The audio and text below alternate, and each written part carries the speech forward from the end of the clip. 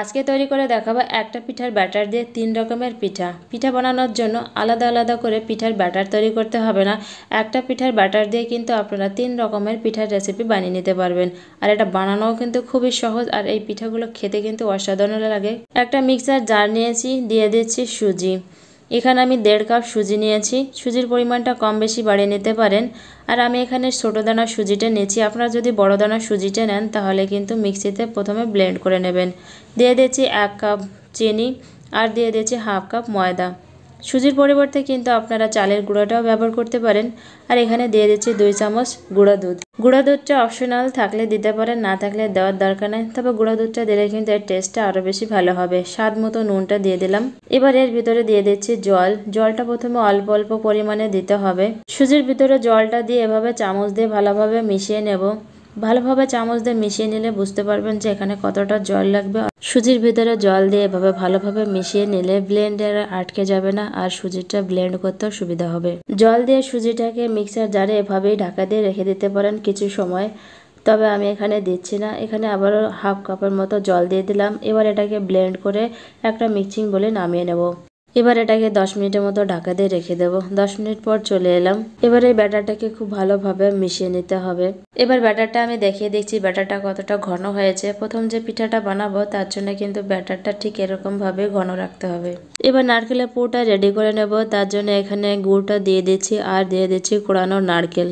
কোড়ানো নারকেল আর গুড়টা একসঙ্গে ভালোভাবে মিশিয়ে জাল করে এটাকে রেডি করে নেব। এটা রেডি হয়ে গেছে। আমি এখানে গোল করে এরকম করে বানিয়ে নিয়েছি।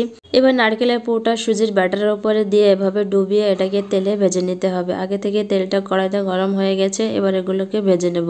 আজকের পিঠার নাম দিয়েছি পুরভরা পোয়া পিঠা। আপনারা কি নাম দিতে চান কমেন্টে কিন্তু অবশ্যই জানাবেন।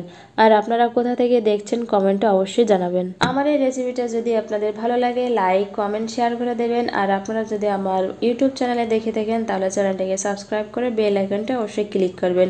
আর ফেসবুকে দেখলে ফেসবুকটাকে ফলো করে রাখবেন, যাতে নতুন ভিডিওর নোটিফিকেশন আপনাদের কাছে পৌঁছে যায়। পুরভরা পোয়া পিঠাগুলো ভাজা হয়ে গেছে। এবার এইখানে বানিয়ে নেব পোয়া পিঠা।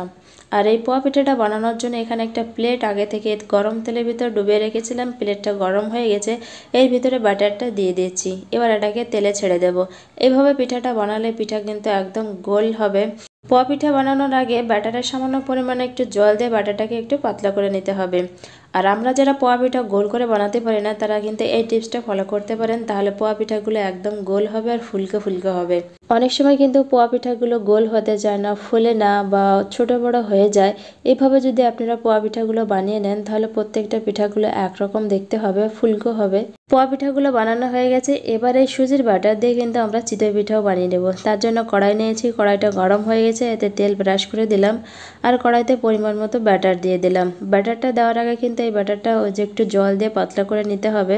এবার এটাকে 3 মিনিটের মতো ঢাকা দিয়ে রেখে দেবো। 3 মিনিট পর চলে এলাম। দেখুন পিঠাটা কতটা ফুলকো হয়েছে, আর পিছনের দিকটাও কতটা সুন্দর হয়েছে। এই পিঠাটাও কিন্তু আপনারা দুধের শিরায় ভিজে নিতে পারেন, খেতে কিন্তু খুবই মজার হবে।